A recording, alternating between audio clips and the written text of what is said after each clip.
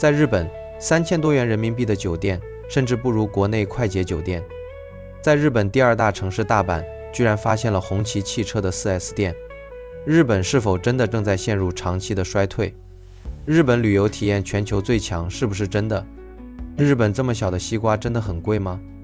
这次的日本之行系列，我秉承的原则就是不吹不黑，真实呈现我在日本的见闻和感悟。清晨的广州机场，空气微凉，就像一场辽阔清梦的出行时刻。机场的人们有条不紊的工作，和我一样等待登机的旅客，因为凌晨起床而有些疲惫。这趟去日本大阪的航班以年轻女性为主，我突然思考，男生们为什么缺席了？不禁感慨，被理想和责任绑架一生的男人啊，大多数都过了苦苦的一生。男人征服世界，女人征服男人，最终的结果是女人征服了世界。飞机似乎总是沿着海岸线飞行，我估计是如果出现突发状况，可以就近备降，毕竟海岸线上分布着更多的机场。从广州飞往大阪通常会经过台湾海峡和大隅海峡。这个时间的西太平洋进入台风高发期，日本黑潮却流向稳定。地球风云变幻，从东方升腾的能量场正在西太平洋弥漫激荡。飞机到达大阪上空，机翼下是壮观的跨海大桥和巨大的城市。1991年大阪的 GDP 超过中国整个国家。此刻，出生于中国最底层农村的我，坐在这巨型铁鸟之中，想到这个数据，恍若隔世。飞机降落后，通过日本的出入境大厅，屋顶没有吊顶，显得比较原始粗粝。同行的朋友说还好，比俄罗斯强。我直言，许多俄罗斯边检海关那就是个彩钢瓦工棚。我们要乘坐机场大巴去大阪市区，大约43公里，每个人的票价是1800日元，相当于人民币86元。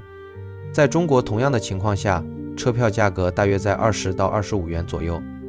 日本作为发达国家，交通费用还是比中国贵上不少。巴士现在发车，中文的，请您系好安全带。大阪的关西机场是填海建造，现在每年沉降7厘米。2018年曾因台风出现严重的海水倒灌，有人预测30年后这个机场将被海水淹没。大巴上还设置了化妆间，其实就是卫生间的别称，就像我们说洗手间一样，尽量弱化排泄的实质，更显优雅。古代日本大户小姐参加大型社交场合，据说都会带一个尼姑，一旦大小姐放屁了，尼姑便会挺身而出，说是自己放的，掩耳盗铃也在所不惜，为的就是一个体面。日本体面人是这样，我国古代的体面人对于这种屁事也很重视。某位名士，仆人挑回来的水，名士只喝前面的那桶，而把后面的那桶水倒掉，因为他担心仆人挑水时会崩屁。日本的许多公共场所都使用日英中韩4种文字。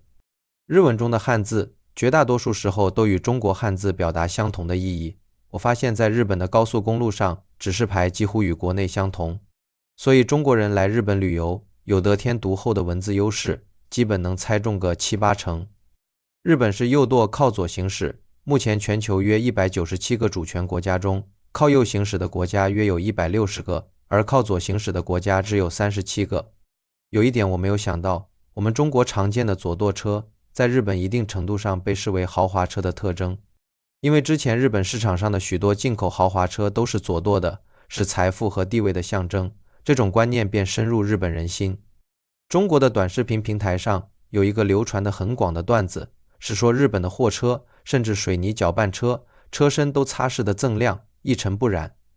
通过我在日本公路上的观察，可以确认这个信息是完全真实的。日本公路上那些大货车的轮毂都干净得像一面镜子。我认为面对日本时，任何刻意的吹捧和刻意的抹黑都是显示自己的不自信。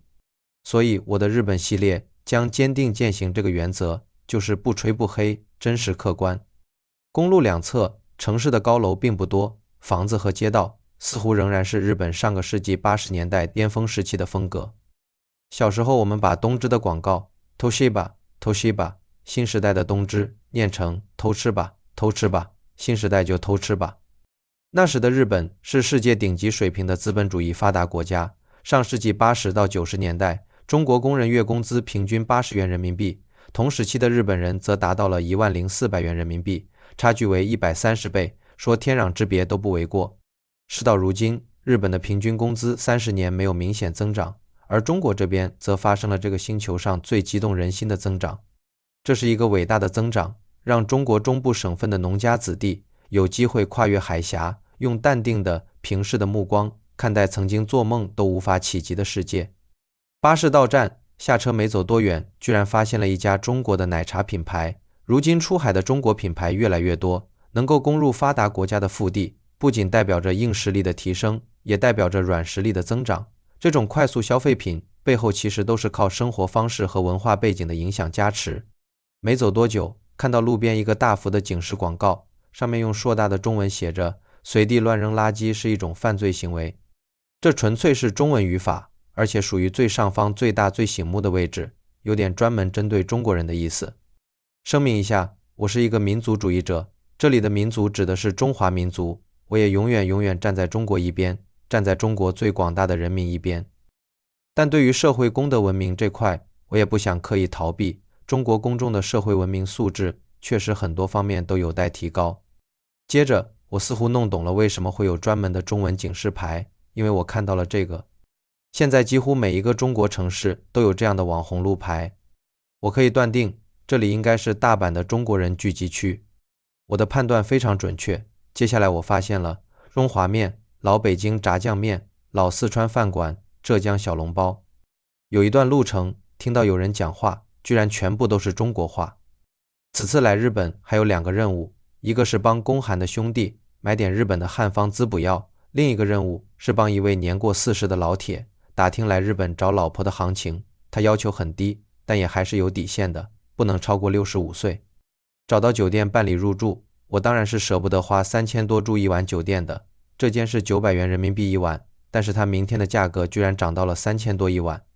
开门是使用祖传的实体钥匙，进门首先看到了做饭的灶台和水槽，还有冰箱和微波炉。这边是浴室，有浴缸花洒、洗手台，而且还配了一台洗衣机。进入房间，空间是比较紧凑的，但并非不能接受。有2张单人床，靠窗还有小方桌和对座。房间里整体装修比较温馨，感觉总体条件类似国内的快捷酒店，空间可能还不如，但多了厨房设备和洗衣机。马桶所在的小卫生间是独立的，空间非常狭小，但配备的依然是驰名全球的日本智能马桶。我一直很好奇，个人各臀大小不一，千臀千面，马桶里的水柱是如何做到精准直击靶心的。接下来的日本之旅，我将对智能马桶进行多次亲身测评，通过臀部和局部的体验反馈，探讨在中国普及智能马桶的必要性。虽然我对这个房间基本满意，但它涨价到3000多，这意味着我明天将要换地方住，也暴露了我预算弹性的不足。在整趟日本旅行中，唯一让我不满的可能就是日本的酒店，价格波动非常大。我住的这个酒店，平时价格最低的时候价格在500元左右，到了周末就会涨到1000元左右。这次正好遇到是日本什么节日，就可以直接涨到3000多。而且日本酒店的入住时间很晚，一般是下午4点，有的甚至是下午5点才可以入住。退房时间也早得有点离谱，上午10点之前就要退房，否则超过1分钟就得再交100-200人民币。你在日本旅行过程中感觉很累，想睡个懒觉都要额外再掏几百块，这一点让我真的很不爽。我有时候甚至这么想，能不能把那些冗余的鞠躬和跪式服务换成实打实的便利？如果日本的酒店能够把入住和退房时间做到和国内一样，我觉得日本的旅游体验就真的是做到了完美。今年是我拍旅行视频的第10年，10年后我仍然在穷游，并不是不忘初心，而是确实没赚到钱。但是咱们大多数普通人不要因为自己年岁渐长却没有赚到钱而感到羞耻。赚钱这个事情，其实从我们大多数人出生的那一刻起，就已经注定了有许多能力超过你的人，甚至混得比你更糟糕。我也希望那些运气好的有钱人，不奢求你们尊重普通人，但尽量也不要得了便宜还卖乖。当你稍微深入了解一下底层人们的命运，你就会知道你们的成功90%来自于幸运，而不是你的个人实力。我有一个朋友老 K， 他跟人交往很冷漠，从不掏心掏肺，只掏钱。我很喜欢这样的朋友。拍这个视频的手机就是他送的，但我也是讲究人，给他回送了5斤湖北老家的特产。少。老 K 当年找工作写简历，爱好一栏填的是擅长指挥大兵团作战，没想到被老板破格录取，理由是我们公司就缺这样会吹牛逼的年轻人。1年后，老 K 能和老板去成都出差时一起结伴去做大保健，这样的人能成功，我觉得运气成分相对没那么高。朋友老 K 认为我应该很庆幸直到现在仍然没有发财，因为许多有钱人已经变成了行尸走肉，普通人穷极一生才能体验的事情，他们已经提前或者超额完成了，体验完了当然觉得人生没什么意思了。现在活着觉得还有奔头的人，大部分是因为还有很多事情没有体验，所以人不能太赶进度了，不然就只剩等死了。老 K 这话颇有几分道理，但我仍然很想尽快发财。我的日本之行视频将持续更新，欢迎大家订阅我的频道，为我点赞加油。